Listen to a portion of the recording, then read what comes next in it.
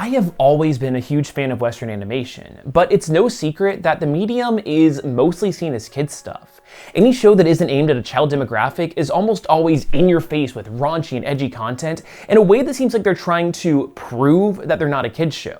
And don't get me wrong, I do love plenty of those series, but over the past decade we have seen a huge rise in shows that are aimed at children but are clearly trying to capture the attention of adults just as much. But something that's impossible to ignore is that even though a lot of these shows are made with adult audiences in mind, they almost exclusively star young protagonists. And that is a big reason why I want to put a spotlight on a little web series called Bee and PuppyCat. Imagine the chill slice of life vibes of Studio Ghibli, the aesthetics of a magical girl anime, and the off-the-wall world building and antics of Adventure Time. If that description doesn't sell you on it, then this show probably isn't for you. But Bee and PuppyCat is the kind of coming-of-age story that we don't see very often. 20-somethings on the verge of entering the adult world in a more official sense. And as a 20-something that is going through that same life transition, this show hits home. So today, I want to talk about the history of Bee and PuppyCat, what I like about it, the completely overlooked comic series that I never see anybody talking about, and where the show is going next. So, let's dive in. Bee and PuppyCat was created by longtime Adventure Time artist Natasha Allegri for Frederator Studios as a part of their Too Cool cartoon series, an idea incubator to test out pilots for potential new shows. Clearly, there was a lot of faith put into Bee and PuppyCat from the very beginning, considering that it's the only pilot that got 2 parts. These original shorts do a great job at establishing the plot. You've got Bee, a perpetually unemployed girl in her 20s that can't even land a gig at a temp agency. She then runs into this mysterious puppy cat thing which she adopts. You know, because getting a pet is definitely the most responsible idea when you can't even get enough money to feed yourself. So this is my dog Peggy, and I love her very much. So please like and subscribe because I would really like to continue being able to feed her. Okay, that's enough. You can go back to sleep now, I'm sorry. But there's more to PuppyCat than meets the eye, because he has this bell that has the ability to summon magical temp gigs throughout space that are dished out by the mysterious temp bot in a sort of limbo dimension. These jobs take Bee and PuppyCat across colorful and varied worlds throughout the universe where they meet all sorts of alien creatures. Throw in a little bit of light horror and the fact that PuppyCat is also a gun, and you have yourself a neat little concept for a show. And obviously, viewers agreed, which prompted Frederator to create a Kickstarter to produce a full series that would be released on YouTube for free. The campaign quickly passed its goal of $600,000 in just 6 days, and in total it received $872,133, which made it the most successful animation Kickstarter of all time up until that point. I personally really enjoy the show. It's a mellow experience of episodic storytelling with a couple of overarching plot threads thrown in there for good measure. But the usual format is Bee dealing with the problem due to her perpetual brokenness and then going on a wacky and sometimes horrifying temp job.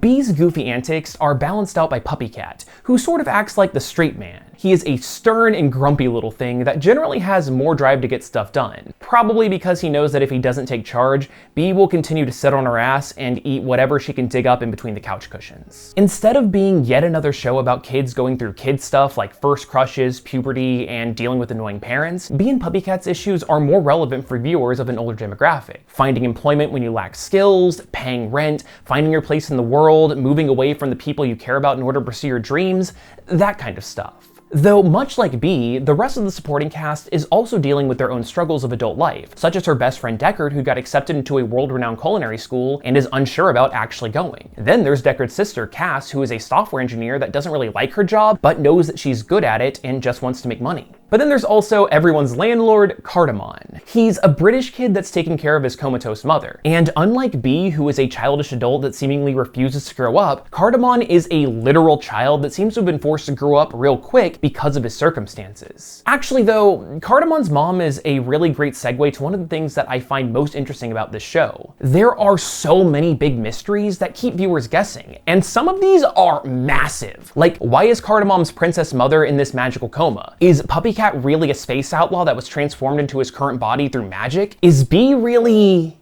Okay, that's actually one spoiler that I don't want to drop in this video because it's a big one and you should just go watch the show. But if you know, you know. In an interview, Allegri said that in her opinion, seeing how things affect someone is much more interesting than the actual story. It's much more about the journey. even if you don't know where the beginning actually was. All in all, the show is pretty short, clocking in at just a little over an hour total, which is all available to watch for free on YouTube.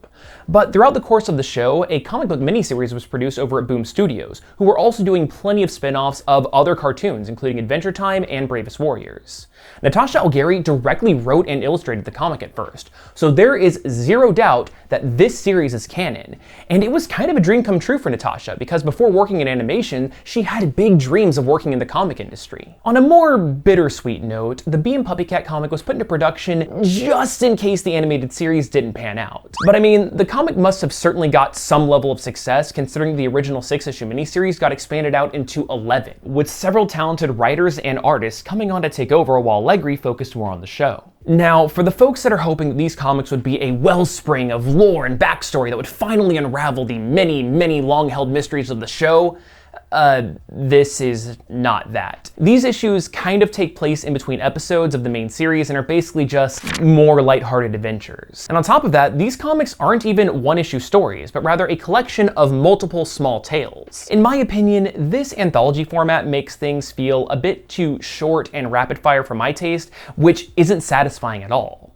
But to be a bit more objective with my criticism, part of what makes Bee and PuppyCat a good show are the slow and somber moments along with its incredibly realistic voice acting. That kind of stuff is really difficult, or in the case of the voice acting, is literally impossible to capture inside of a comic book, or at the very least, impossible to capture in the way that I read them at a breakneck pace in order to get videos out on a really quick basis. But that issue of story length and pacing also means that the more adult and reflective moments are sorely lacking, which is a massive shame because that's the aspect of the series that several fans, including myself, are the most drawn to. It's pretty clear that the team wanted to save those big emotional moments for the show itself, and not a spin-off comic that, frankly, not a lot of people were ever going to read, so I do get it.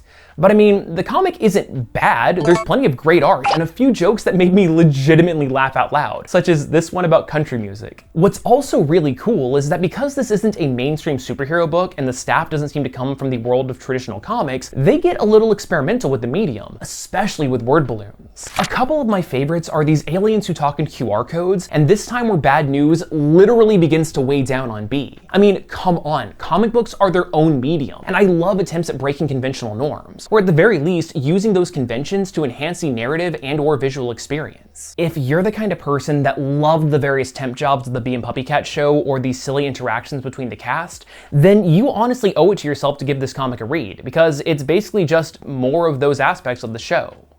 Now, another 5 issues were planned for the comic and were even featured in comic shop solicitations, but sadly, the book was canceled.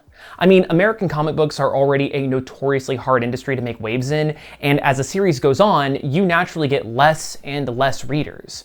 So while we don't know the reason for its cancellation, my best guess would be those sales numbers. And really, that is all of the Bee and PuppyCat content that we got. Until now. So for full disclosure, I directly work with Frederator Studios as a YouTube partner, but I was actually a huge fan of their work before I joined up. It's actually a big reason why I accepted their offer in the first place. And while we're being upfront, yes, they did pay to have this video made in order to promote the new upcoming Bee and PuppyCat series on Netflix, which is available to stream on September 6th. As I hope I have made abundantly clear in this video, I am a big fan of this series, and Frederator paying for this video was really just a good excuse for me to rewatch the show on YouTube and finally get around to reading these comics. It was an extremely fun experience that put me in the right place and mood to watch the new content. So again, you can stream the new Bee and PuppyCat series on Netflix on September 6th. And hey, if this video encouraged you to give the series a shot or be like me and re-experience it again for yourself, then awesome. We'll be back to our regularly scheduled superhero shenanigans in the next video. But until then, I hope you learned at least a little something new, and hopefully, I'll see you next time.